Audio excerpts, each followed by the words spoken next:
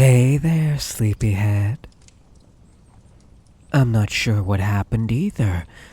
Well, I have an idea, but I'd like to confirm it with you first. I found you laying unconscious in the woods, so I brought you here to my home, so I could care for you. Judging by the bite mark you have, it looks like you were bitten by a certain snake.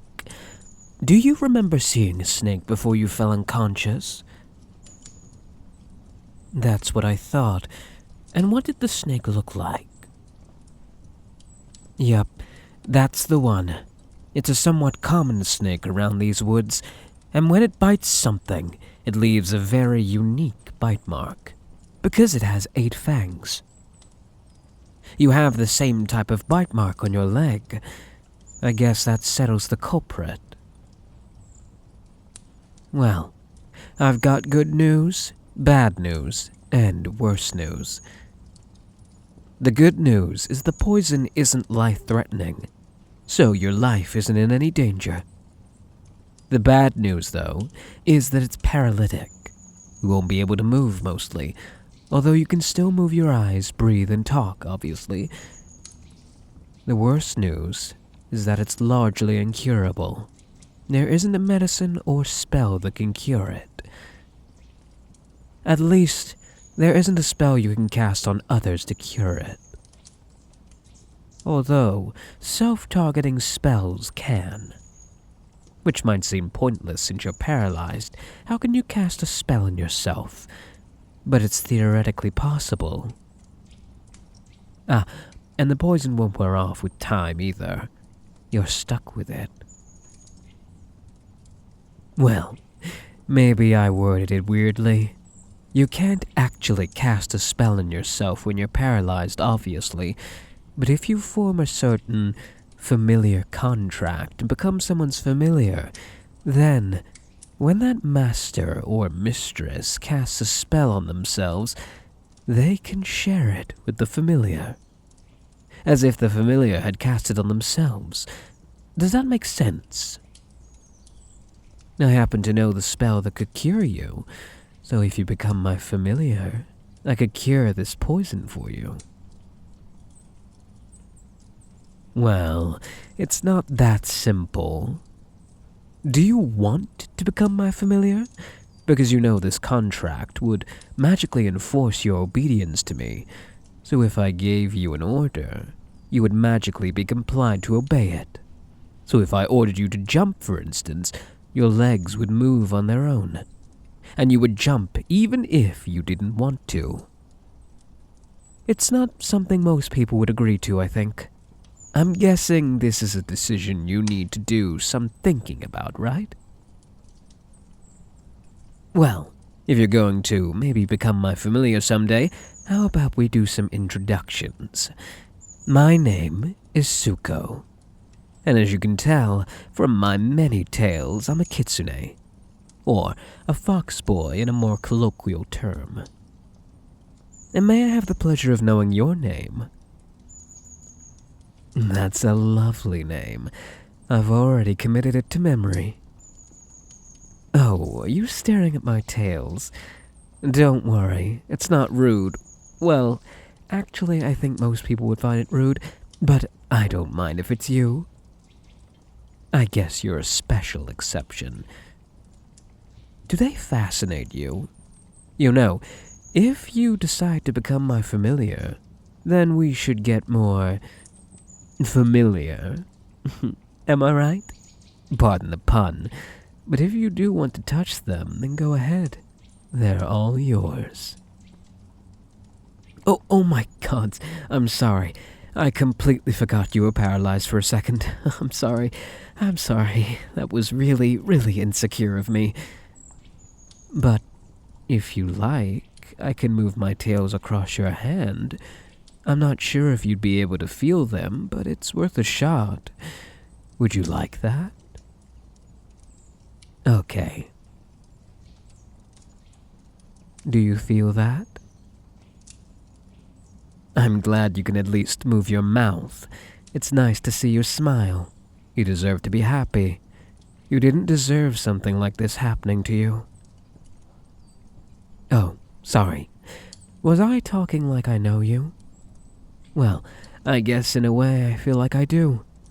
You'd probably think I'm crazy, though.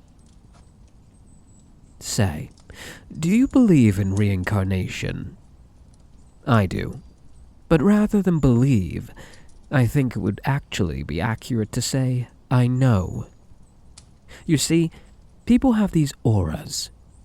They're unique identifiers, kind of like fingerprints that only those with strong magical capabilities can sense, and yours is the same as my old beloved. You see, now you are on your third life. On your first life, I was your familiar, but then you grew old and finally passed away, because you were human, and so your life is short, from my perspective anyway. Then, on your second life, fate brought me to you again, and you became my familiar. Now, fate has brought you to me once more, and it seems fate would have you become my familiar a second time. I know it sounds crazy, but I'm not asking you to believe it. I'm just telling you that I believe it. It'll hurt, but you can think of me as a stranger, if you'd like. But I mean, it's better for you that I think you're my sweetheart from your past life, right? That way, I'll be much kinder of a master for you, if you become my familiar. I know becoming someone's familiar, at least with this specific contract that can cure you, is something that takes a lot of trust. And I know it's not simply saying, just trust me, because that's a suspicious sentence. But I think I have something that might convince you. I still have my diaries. I use them to record all the precious memories I made with you in your 2 past lives. 80 years ago, you cast your first fireball in your second life. You were so proud and excited to finally learn the spell. You just couldn't contain your smile as you showed me again and again. Oh, it was so cute, how you thought it was such an advanced spell. Still, it is an important milestone in your education, and I was truly proud of you. I made your favorite that night to celebrate. 100 years ago in your second life, you were scared because you thought you saw a demon, and you thought it might be after you. That day, there weren't any demons in a 20-mile radius. But I killed all the ones in a 100-mile radius, just to be sure. I also made sure to stay up all night keeping watch over you so you could sleep safe and sound. You always look so cute when you sleep. By the way, I offered to go to hell to kill them again, but you said that wasn't necessary. You're so considerate. And let's see. There's this entry and... Oh. This one is about your final moments in your past life. I'm sorry. I don't really want to read this one. I really missed you, you know? I know you don't remember anything. But it's impossible for me to forget about you. You're the only one for me. The only one I could ever make such a contract with, definitely. If you become my familiar, I promise I will be the best possible master for you. I'll always protect you. I'll never let any animal hurt you ever again. I won't even let mosquitoes land on you. I'll burn them to death in flight. All of them, without fail. And maybe you didn't see the outside of my home, but you know this place is built like a fortress, right? It's the perfect place to keep you safe. I know in the past you had trouble sleeping if you didn't feel safe. If you become my familiar, I'll always watch you sleep. I mean, watch over you as you sleep, to give you peace of mind to help you sleep. And you know, there are these berries you really like. Maybe you haven't tried them yet in this life, but I have always made sure to keep a lot of them handy, in preparation for the day that I'd finally meet you again. If you become my familiar, you can eat as many as you like. And you can do lots of other things too. You can fluff my tails every day. You always used to say you wish you had 9 hands, one for each of my tails. And of course, you'd be able to move again. So what do you say? Will you become my familiar? Really? Are you sure? I mean, I'm overjoyed for you to accept, but it's not a decision to make lightly. All right then, that settles it. I'll make you my familiar. Now, conducting this contract is very simple. Most familiar contracts would require certain inks and signing a physical contract. But the one I'm going to make with you is completely verbal. All you have to do is reply, "Yes, I do." Now then, do you accept to become my familiar now and forever, through sickness and in health? Alright, that's it. You're my familiar now. It seems sort of mundane, right? To an untrained eye, you wouldn't even think any magic happened, but the contract is always sort of romantic, don't you think? It sounds just like a wedding vow. I'll cast the healing spell now. Done. I'm a powerful mage, so the effect should be immediate. Go ahead. Why don't you try and see if you can move? All better, right? I'm so happy for you. It's so nice to truly own you again. I really miss this. Oh, I hope you aren't offended when I say I own you, especially since it's the truth, now that you're magically bound to me. Well, I was honest, you know. I really do intend to take care of you. I just think it's easier if you obey me. In your second life, you had wanted familiars besides me, which would have really complicated my ability to take care of you. So in that life, I made you my familiar. I think I'm going to keep on making you my familiar in all your lives from now on. It'll make things much better for the both of us. Do you doubt the contract really works? If you'd like, I can give you an order. Let me think. Something that will be easy on you. I can compel you to tell the truth.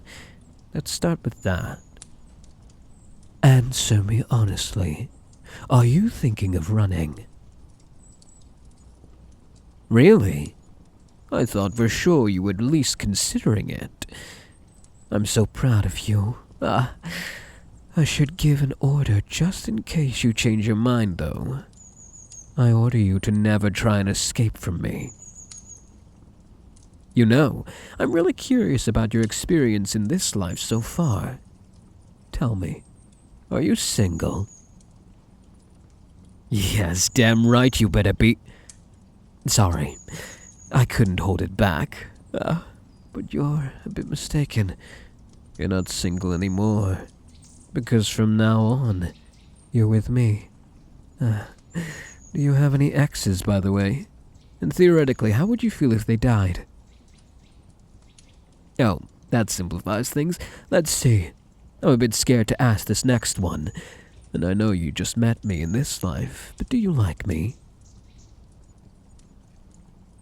Really? How much do you like me? Would you cry if I died? Would you visit my grave every day? Do you think you're going to dream about me? Do you love me more than sleep? Do you love me more than food? If you had to choose between saving me or 100 strangers, who would you save? What about 200? 300? Oh, sorry. I didn't mean to make you lose track of the questions. Never mind that. I got carried away. I should take things a bit more slowly, since we have the rest of your life to catch up. And even when you grow old and die, I'll definitely make you mine all over again, because it's fate, and I love you too much to let you go. But I just remembered. There is one more important question I should ask you. Theoretically speaking, would you hate me if I told you I was the one who sent the snake?